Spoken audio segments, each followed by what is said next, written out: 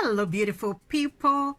Welcome to Exhibit Africa's interesting facts, read to you by yours truly, Christine, courtesy of Exhibit Africa Ubuntu Initiative, compiled by everyculture.com.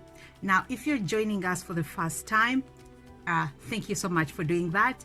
And for those that have been following my previous series, I want to thank you so much. So we started off with letter A. Right now we're letter S for beautiful South Africa.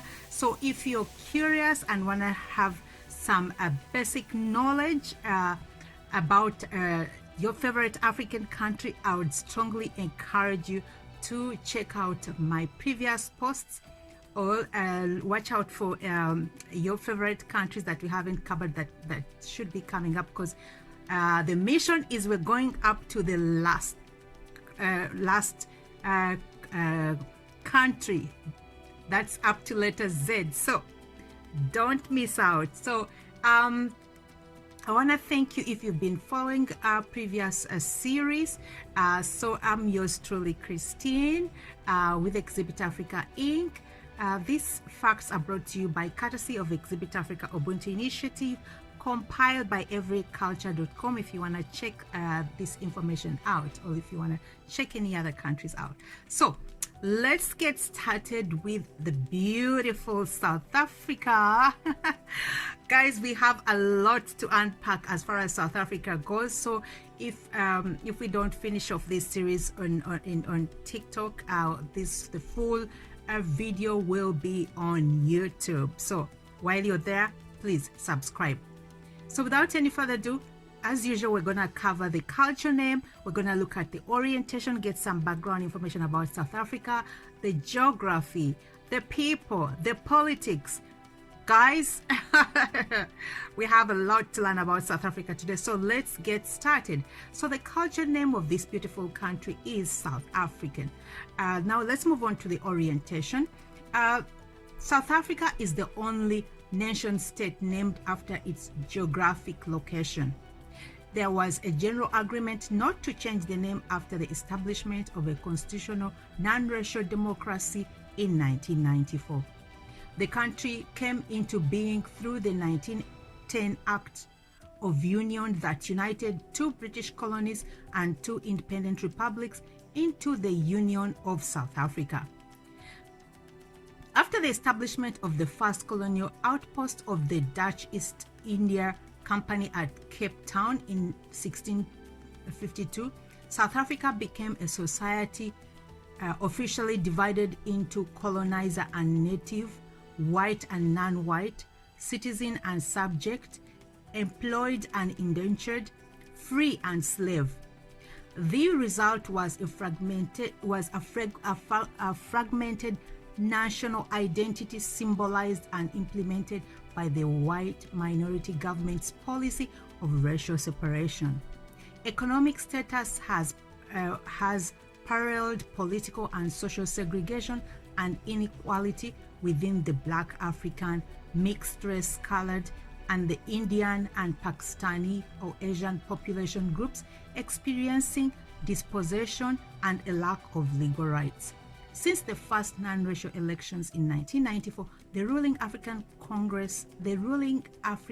National Congress (ANC) has attempted to overcome this legacy and create unified national loyalties on the basis of equal legal status and unequitable allocation of resources. Now let's look at the location and geography of South Africa. South Africa has an area of 472,821 square miles. It lies in the southern end of the African continent, bordered on the north by Namibia, Botswana, Zimbabwe, Mozambique, Swaziland on the east and south by the Indian Ocean, and on the west by the Atlantic Ocean. The independent country of Lesotho lies in the middle of East Central Southern Africa. Now, before we proceed, I just want to let you know that some of the events that I might be covering in today's episode might be outdated. So if you have any updated information, please feel free to engage. All right, so let's move on to more details about the location of South Africa. Among the prominent features of the topography is a plateau that covers almost 2/3 of the center of the country. The plateau complex rises toward the southeast, where it climaxes in the Drakensberg Range, part of an escarpment that separates the plateau from its coastal areas. The Drakensberg includes Champagne Castle, the highest peak in the country. The larger portion of the plateau is known as the High Veld, which ends in the north in the gold-bearing Witwatersrand, a long rocky ridge that includes the financial capital and largest city, Johannesburg. The region north of Witwatersrand, called the Bushveld, slopes down from the east to west towards the Limpopo River, which forms the international border. The western section of the plateau, the Midveld, also descends towards the west and varies in the elevation between the High Veld and Bushveld. Between the Drakensberg and the eastern and southern coastline, the land descends to the sea. Toward the eastern coast, there is an interior belt of green, hilly country that contains the Cape and Natal Midlands. Nearer to the coast, there is a low-lying plain called the Eastern Lowveld. Southwest of the plateau, the country becomes progressively more arid, giving way to the stony desert of the Great Karoo, bordered on the east by the lower, better watered plateau of the Little Karoo. Separating the dry southern interior from the sandy littoral of the southern coast and West Cape is another range, the Langbag. On the southwest coast of Table Mountain, the Cape Town, the mother city, set in its base, and the coastal plain of the Cape Peninsula tailing off the south. The southern part of Africa, Cape Agulhas, lies 60 miles to the east. South Africa also includes part of the Kalahari Desert in the northwest and a section of the Namib Desert in the west. The chief river crossing the country from west to east are the Limpopo Vaal and Orange, which are navigable but are useful for irrigation. A major new water source was created by the damming on the Orange and Malimbatso below the sources in the Lesotho Drakensberg. This series of dams, the Lesotho Highland Water Project, is the largest public works project in Africa. All right, so we're going to move on to the demography. The population numbers approximately 40 million. Now, this was as when this article was written, so that could have changed by now. So please feel free to update us. Comprised of the population numbers approximately 40 million, comprised of 8 officially recognized Bantu-speaking groups, while white Afrikaners descended from Dutch, French, and the German settlers who speak Afrikaans, a variety of Dutch, English-speaking descendants of British colonists, a mixed-race population that speaks Afrikaans or English, and an immigrant Indian population that speaks primarily Tamil and Urdu. A small remnant of the Khoi and San Aboriginal population lives in the extreme northwest. Rural areas are inhabited primarily by Bantu speakers or Black Africans and colored Khoisan European, Southeast Asian, and Bantu African speakers of Afrikaans. The largest language group, the Zulu, numbers about 9 million, but does not represent a dominant ethnic dominant ethnic grouping. Black Africans make up about 70% of the population, whites about 11%, coloreds about 8%, Indians over 2%, and the other minorities less than 2%. Most South Africans live in urban areas, with 20% of the population residing on the central province of Gauteng, which contains Johannesburg, the surrounding industrial towns, and Pretoria, the administrative capital. Other major urban centers include Durban, a busy port on the central east coast, Cape Town, a ship refitting, wine and tourist center, and Port Elizabeth, an industrial and manufacturing city on the eastern Cape Coast. During the 1990s, urban centers received migration from other sub-Saharan African countries, and these migrations are active in small-scale urban commercial ventures. Now let's move on to the linguistic affiliation. South Africa has 11 official languages, a measure that was included in the 1994 Constitution to equalize the status of Bantu languages with Afrikaans, which under the white minority government has been the official language along with English. Afrikaans is still the most widely used language in everyday conversation. While English dominates in commerce, education, law, government, formal communication, and media, English has become a lingua franca of the country. But strong attachment to ethnic, regional, and community linguistic traditions remain. Supported by radio and television programming in all the nation's languages, linguistic sub-nationalism among the ethnic groups such as the Afrikaners remains an important feature of political life. Now let's move on to the symbolism. The nation's racially, ethnically, and politically divided history has produced national and sub-national symbols that still function as symbols of the country.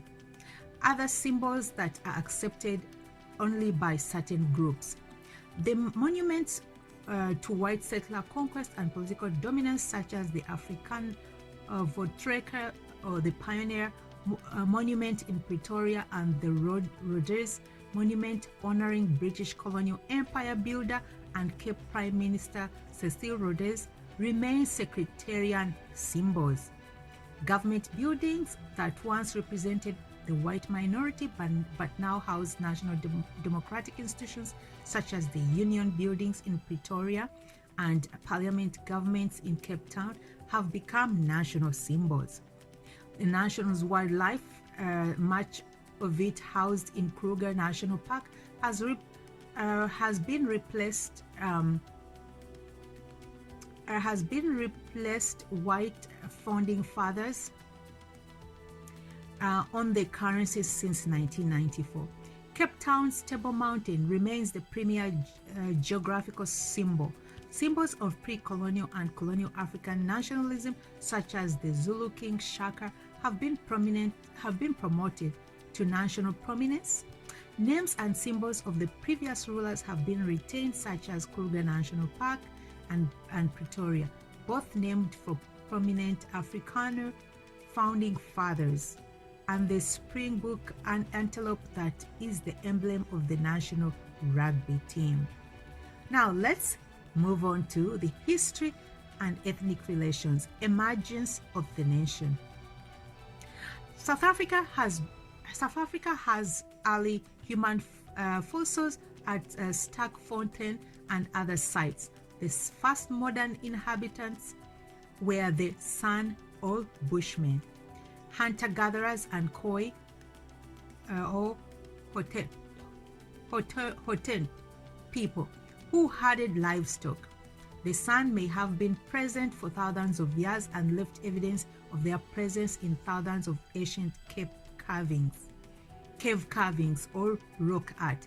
Bantu-speaking clans that were the ancestors of the Nguni, today's Amazulu, Amakosa and Amaswazi and Vatsonga people, and Swana Soto language groups, today's Botswana and southern and northern Basotho, migrated down from East Africa as early as the 15th century.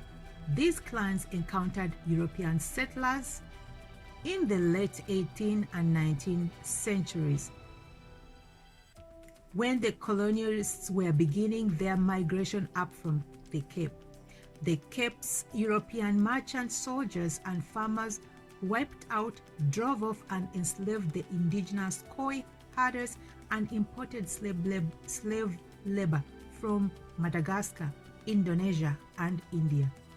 When the British abolished slavery in 1834, the pattern of white legal dominance was entrenched in the interior after nearly annihilating the San and Khoi. Bantu-speaking people and European colonialists opposed one another in a series of ethnic and racial wars that continued until the democratic transformation of 1994.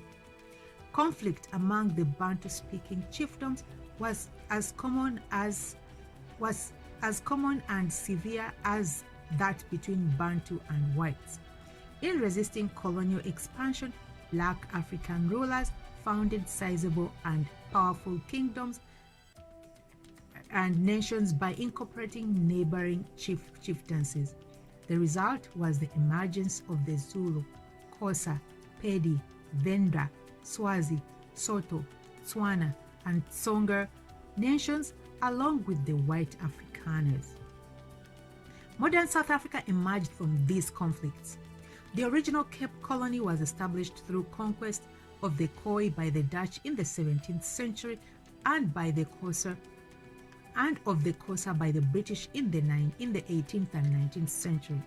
Natal, the second colony, emerged from the destruction of the Zulu kingdom by Afrikaners and British between 1838 and 1879.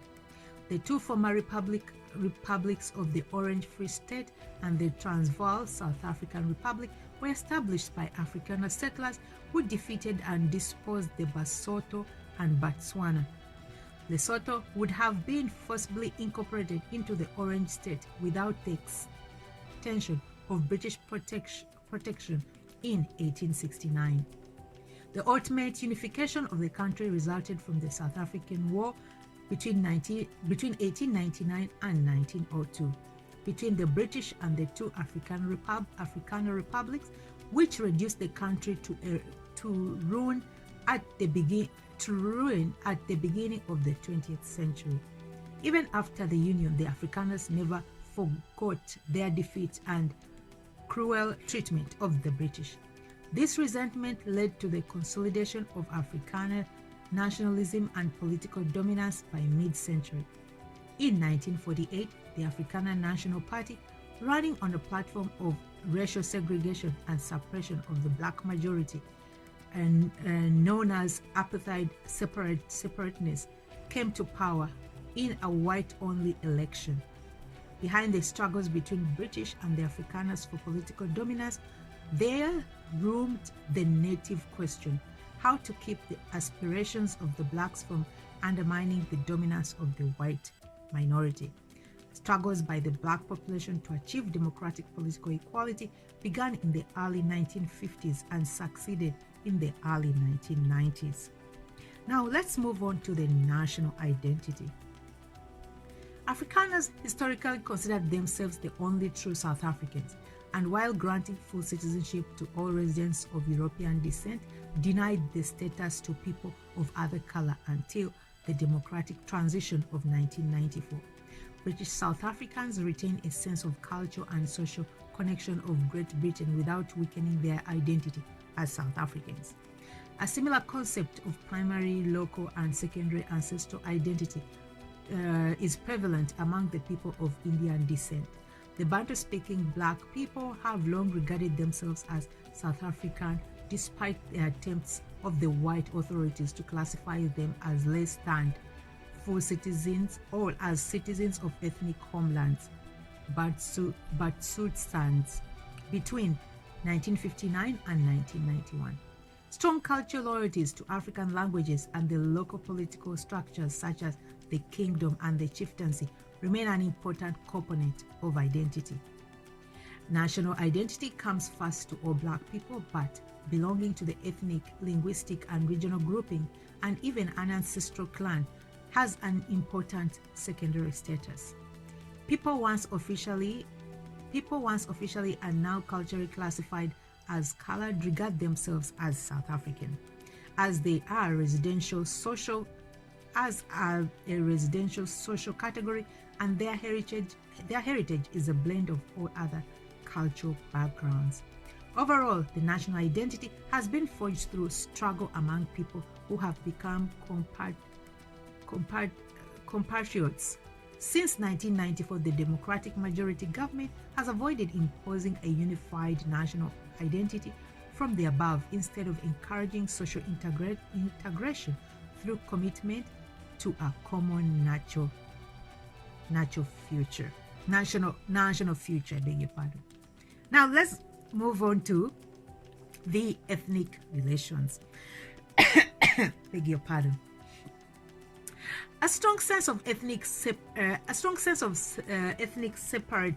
separateness or distinctiveness coincides with the well-established practical forms of cooperation and common identification.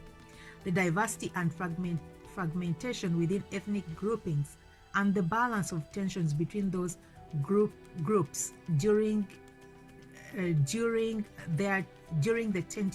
20th century prevented inter-ethnic civil conflict. While intergroup tensions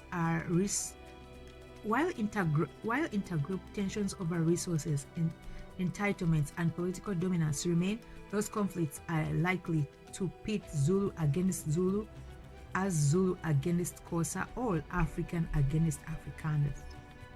Now let's move on to urbanization, architecture, and use of space. Architecture in the European sense began with the construction of Cape Town by the Dutch late in the 17th century. Monumental public buildings, houses of commerce, private dwellings, churches, and rural estates of that period reflect the ornamented but severe style of colonial Dutch architecture, which was influenced by traditions from the Dutch East Indies. Many of the Cape's most stately buildings were constructed with masonry hand-carved by Muslim Malay artisans brought as slaves from Indonesia. After the British took over the Cape in 1806, buildings in the British colonial style modified Cape Town architecture style. From colonial India, British merchants and administrators brought the carved metal ornaments, roofs, and slender lace work pillars that still typify the verandas of cottages in towns and cities throughout the nation. Houses of worship contribute an important architecture aspect even in the smallest towns, in addition to the soaring staples and classic stonework of Afrikaners. Dutch Reformed churches, Anglican churches, synagogues, mosques, and Hindu shrines provide variety of the religious architecture scene. The domestic architecture of the Khoi and Bantu-speaking people was simple but strong, serviceable, in harmony with migratory horticulture and pastoral economy. Pre-colonial multiple dwelling homestages, which still exist in rural areas, tended to group lineage clusters of extended families in a circular grouping of round or oval one-room dwelling. The term village applies most accurately to the closer multi-family settlements of the Soto and Swana people, ruled by a local chief, than to a widely scattered family homestages of the Zulu, Swazi, and Xhosa. Both Soto, Swana, and Nguni-speaking communities were centered spartly and socially around the dwelling and cattle enclosure of the sub-chief, which served as a court and assembly for the exercise of authority in local affairs.